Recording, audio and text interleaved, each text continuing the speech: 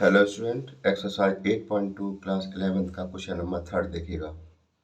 इसमें लिखा हुआ है the 5th, 8th and 11th term of a GP are P Q and S respectively, तो so that Q square is equal to P S. एक GP है जिसका 5th term, 8th term और 11th term दे रखा है P Q S, तो हमें शो करके दिखाना है q square is equal to P s. देखो क्वेश्चन क्या कह रहा है, मैं समझाता हूँ आपको। कोई एक जीपी है जिसका 5th टर्म दे रखा है, 5th टर्म है आपका पी, ठीक है, एंड 8th टर्म, ये टर्म है क्यू, एंड 11th टर्म ये दे रखा है आपका एस। तो हमें ये शो करके दिखाना है। तो देखो 5th टर्म क्या होता है आपका A5, A5 होता है आपका ए आर की पावर एन, एन हमारा कितना है 5 है ना, एन की यहाँ पे 5 ही तो है, ये तो जनरल फार्मूला था हमारा, यानी 5 माइनस 1, ये क्या हो जाता है ए आर की पावर 4, 5 माइनस 1 4 ही तो हो गया। इसी तरह ए एट हमारा क्या हो जाएगा ए आर की पावर 8 माइनस 1, यानी ए आर की पावर 7, और ए 11 हो जाएगा आपका ए आर की पावर 11 माइनस 1, यानी ए आर की पावर 10। ये हमारे A5, A8 और ये किसके इक्वल है, ये हमारा P के इक्वल है, उन्होंने खुद ही तो कहा है। ये हमारा Q है, ये हमारा क्या है S है। अब हमें ये शो करना है, ठीक है। तो हम देखो LHS से लें या RHS से लें, एक दूसरे के हम बराबर प्रूव करना है ना, तो मैं RHS ले लेता हूँ, यानी PS को लेके चलते हैं और Q स्क्वायर लाएंगे हम। तो आप लिखेंगे RHS मेरी क्या दे रखी है इसमें PS, P इंटू एस। तो देखो P की वैल्यू क्या है, P की वैल्यू ये रही AR की पावर 4, ये तो है, ये है AR की पावर 4, ये मल्टीप्लाई है, मल्टीप्लाई लगा दो, कोई दिक्कत नहीं है। S हमारा क्या है, ये रहा S, AR की पावर 10 है, AR की पावर 10, सही है। तो देखो इसका हम मल्टीप्लाई करेंगे आपस में, A मल्टीप्लाई A कितना हो जाएगा, A स्क्वायर ना हो जाएगा, A स्क्वायर, और ये कितना हो जाएगा आपका R की पावर 4 और R की पावर 10, जब बेस इक्वल होते हैं R की पावर 4 इंटू R की पावर 10, देखो बेस इक्वल है हमारे, तो पावर मल्टीप्लाई में क्या हो जाती है, ऐड हो जाती है ना, तो R की पावर क्या हो जाएगा 4 प्लस 10, यानी R की पावर 14, तो ये हो जाएगा R की पावर 14। ये हमारी हमारी LHS ओ RHS आ गई, RHS लेके चले हैं, LHS थोड़ी है, ये RHS है, राइट हैंड साइड लेके चला हूँ ना मैं, कोई बात नहीं। अब देखते हैं हम अपनी LHS को। LHS हमारी क्या है, LHS है क्यू स्क्वायर, क्यू की वैल्यू क्या है हमारी, देखो ये रही, यही तो है क्यू की वैल्यू ए आर की पावर 7, इसका स्क्वायर लग रहा है, तुम इसका भी स्क्वायर लगा देना। तो देखो जब स्क्वायर लगाए तो इसके ऊपर भी आएगा, तो ए की पावर 2 हो जाएगा ना, हो जाएगा, और पावर के ऊपर पावर आएगी 2 7 या 14 हो जाएगा, आर की पावर 14। देख लो RHS और LHS हमारी इक्वल आ गई, हेंस आप लिखोगे LHS is equal to RHS, इसका मतलब Q square is equal to PS, ये हमने शो कर दिया।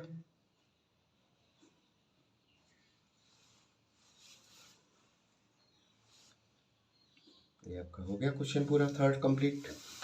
अब देखते हैं क्वेश्चन नंबर 4। क्वेश्चन नंबर 4 को देख लीजिएगा।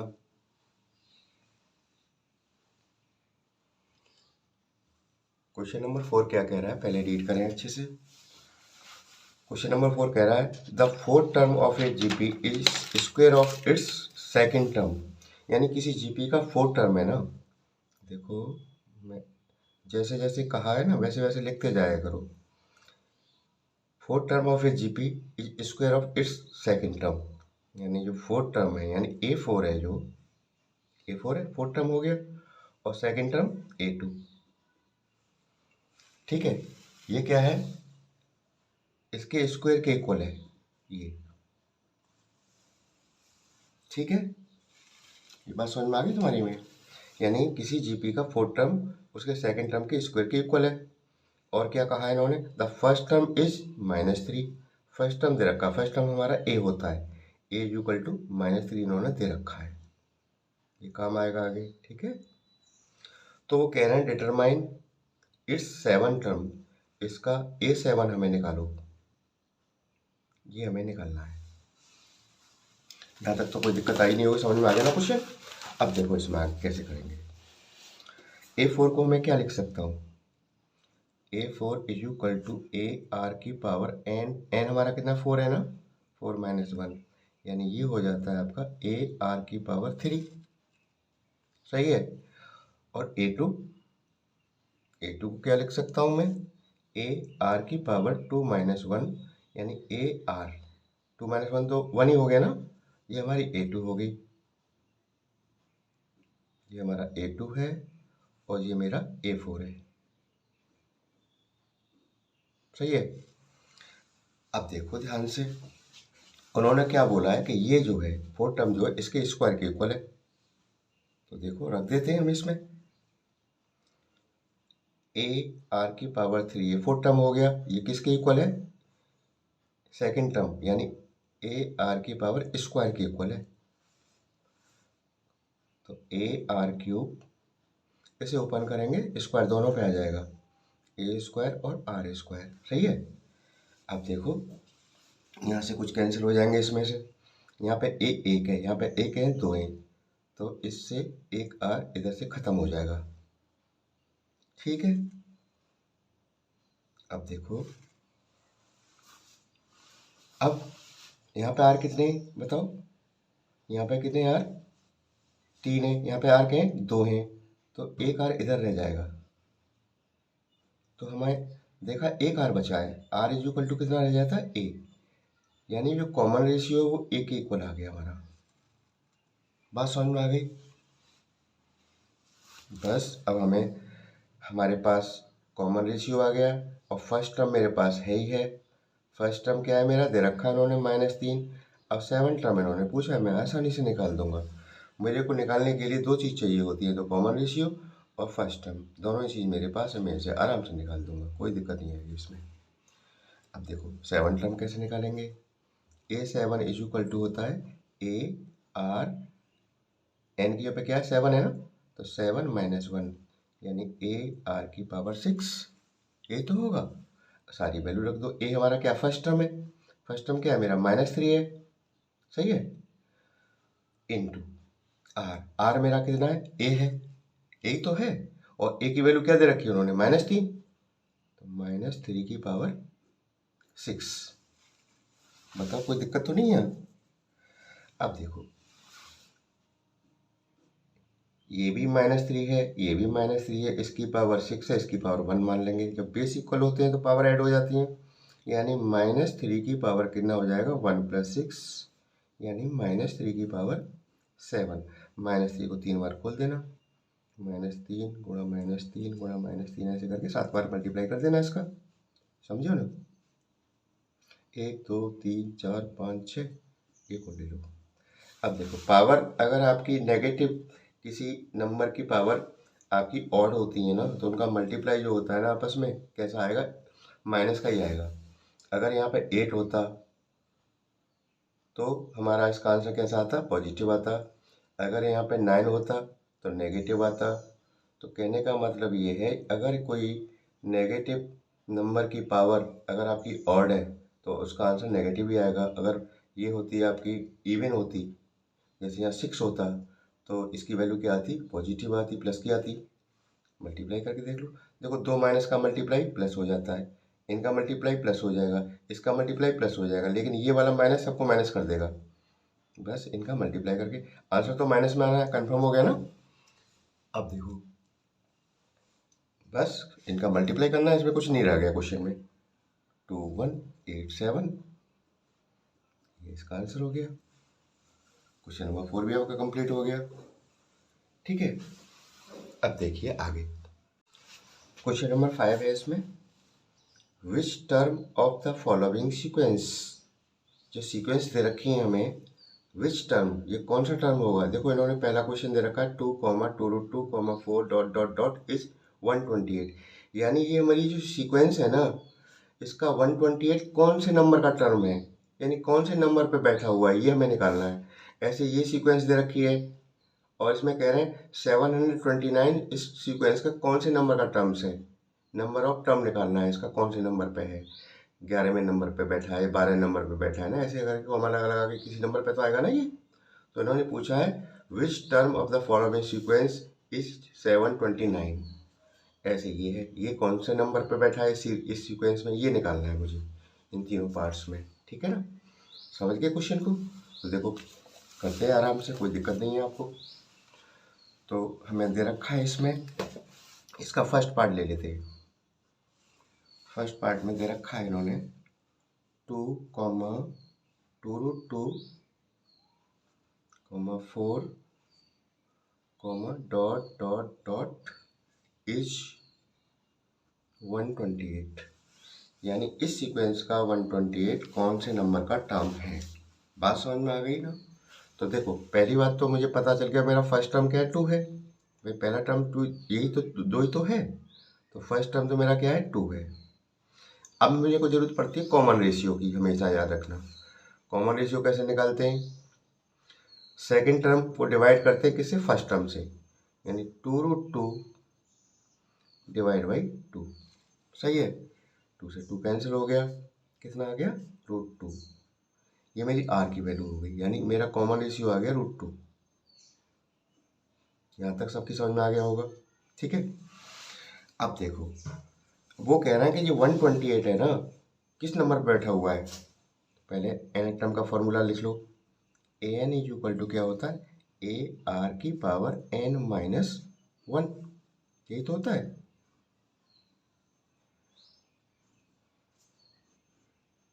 अब देखो ये मेरा 128 है,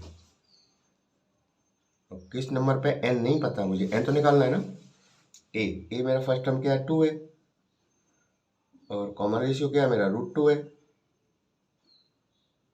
की पावर n तो हमें निकालना है -1। बस इसको सॉल्व करना है और मुझे n की वैल्यू निकालनी है, वही मेरा आंसर बन जाएगा। ठीक है ना, तो देखो 128 ऐसे रखो। अब देखो 2, √2 को मैं क्या लिख सकता हूँ, देखो √2 को लिख सकता हूँ 2 की पावर 1/2। रूट के अंदर कोई भी संख्या हो, ऐसे अगर ये रूट हटाना है तो आप ऐसे लिख सकते हो 3 की पावर 1/2। √5 लिखा है तो कैसे लिख देंगे, 5 की पावर 1/2, सही है।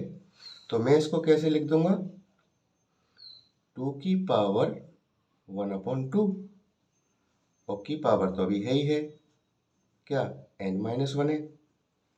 बात समझ में आ गई ये वाली। अब यहाँ से अच्छे से देखना, बस कोई दिक्कत नहीं आएगी क्वेश्चन में, सही है। आप देखो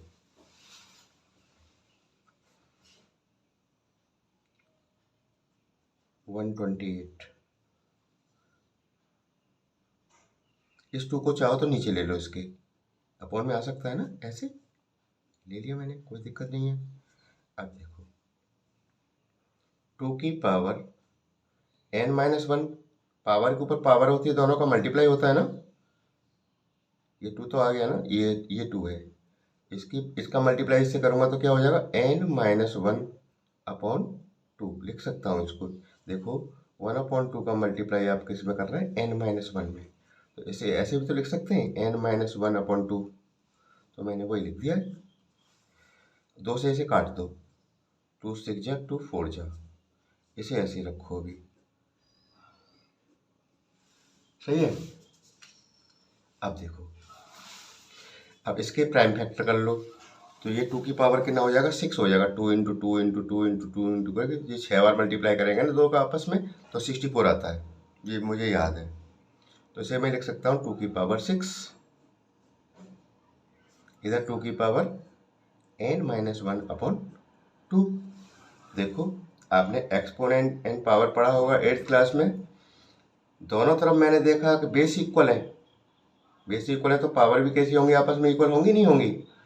तो कहने का मतलब ये है कि ये जो पावर है इसकी और ये पावर, ये वाली पावर दोनों इक्वल होंगी, यानी n-1/2 = 6।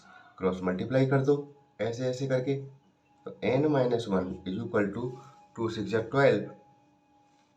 ठीक है, तो n = 1 इधर आके प्लस कर देना, 12 + 1 कितना हो गया 13। तो ये कौन से नंबर पे है हमारा, ये हमारा 128 13 टर्म है। तो आप लिखेंगे 128 टर्म बी 13th टर्म। ये 128 है ना, ये हमारे इस सीरीज का, इस सीक्वेंस का क्या होगा, 13 टर्म होगा। ठीक है, ये इसका आंसर हो गया। उम्मीद है समझ में आ गया होगा अच्छे से। एक और कर लेते हैं इसका जल्दी से। अब देखिएगा इसका सेकंड पार्ट देखते हैं, बी पार्ट।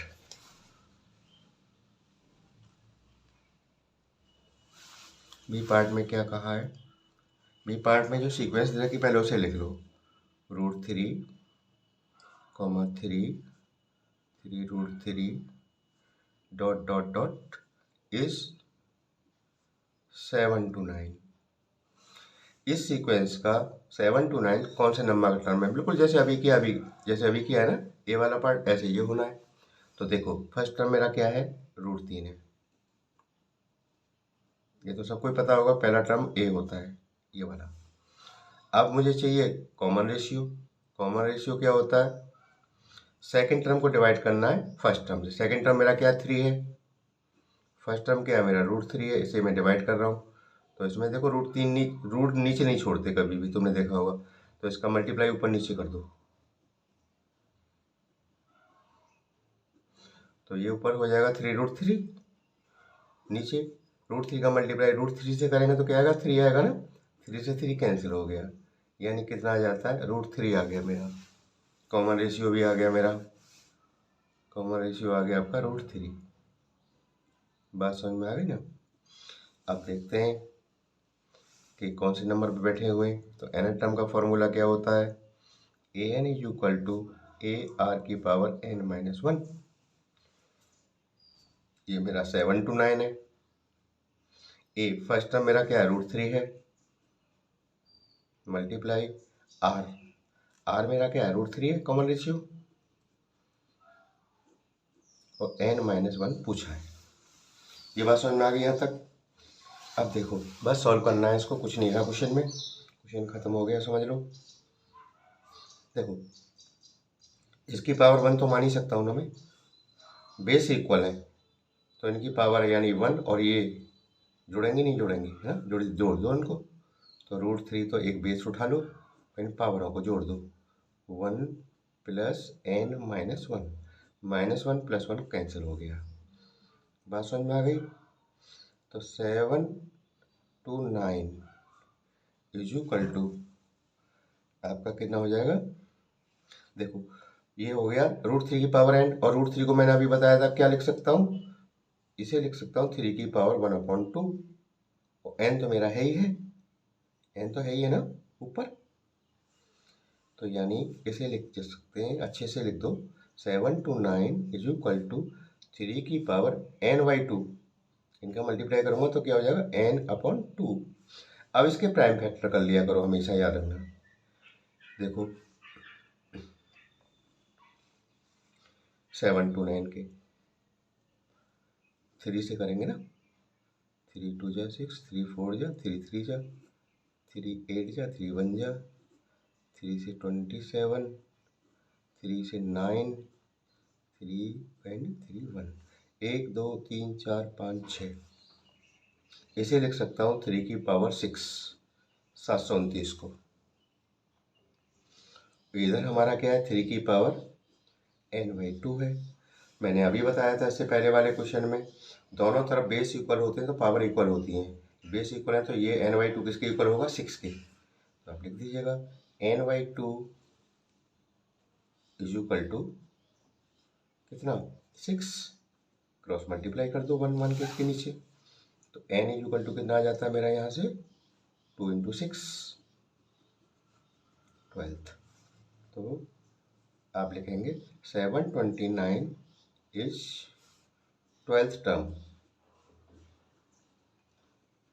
729 इस सीक्वेंस का 12th टर्म होगा। दैट्स इट, ये इसका आंसर हो गया। ठीक है, कोई दिक्कत तो नहीं आई, आसान है। ठीक है, अब देखते हैं आगे।